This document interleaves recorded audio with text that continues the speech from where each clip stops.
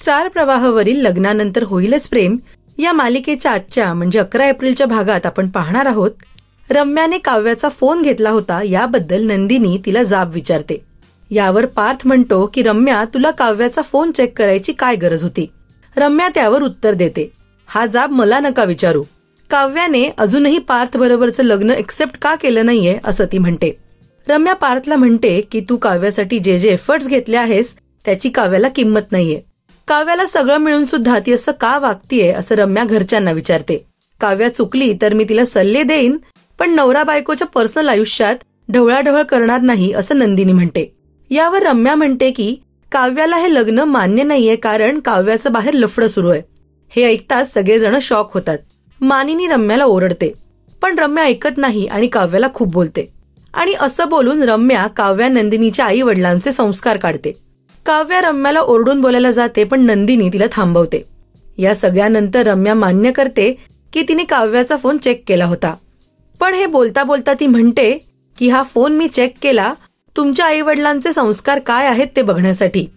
यावर नंदिनीला राग येतो आणि ती रम्याच्या कानाखाली मारते. नंदिनीचा रुद्र अवतार बघून सगळेच घाबरतात.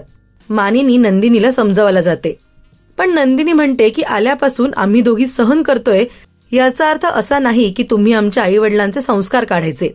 यावर वसुहत्या म्हणतात की माझ्या रम्याशी पुन्हा अशी वागलीस ना. यावर वसुहत्या नंदिनीला ओरडतात. इतक्यात नंदिनी मी पुन्हा असं वागीन असं म्हणते. नंदिनी रम्याला ताकीद देते. त्यानंतर सगळेजण निघून जातात. वसुहत्या मानिनी आणि बाबांना म्हणते की झाला तेवढा तमाशा बास, आता मी आणि रम्या घर सोडून जातोय. मालिकेच्या उद्याच्या भागामध्ये जीवा नंदिनीशी बोलताना दिसेल. काव्याने तुला एखादी गोष्ट सांगितली नाही तर तिला माफ करशील का असं तो म्हणतो. त्यामुळे आता मालिकेमध्ये जीवा नंदिनीला त्याच्या आणि काव्याबद्दल सांगेल का ते पाहणं महत्वाचं ठरणार आहे. तर दुसरीकडे वसुहत्या घर सोडून जायचा विचार करत असताना बाबा तिला मी काय केल्यावर तू थांबशील असं म्हणतात. त्यावर वसुहत्या नंदिनीला रम्याची माफी मागावी लागेल असं म्हणतात. आता मालिकेमध्ये नेमकं काय वळण येणार ते पाहणं महत्वाचं ठरेल. या मालिकेच्या कथानकावर तुमचं मत आम्हाला कमेंट करून नक्की सांगा. मराठी टेलिव्हिजन विश्वातील बातम्या, अपडेट्स आणि गॉसिपसाठी तुम्ही सबस्क्राईब करा राजश्री मराठी शोबस.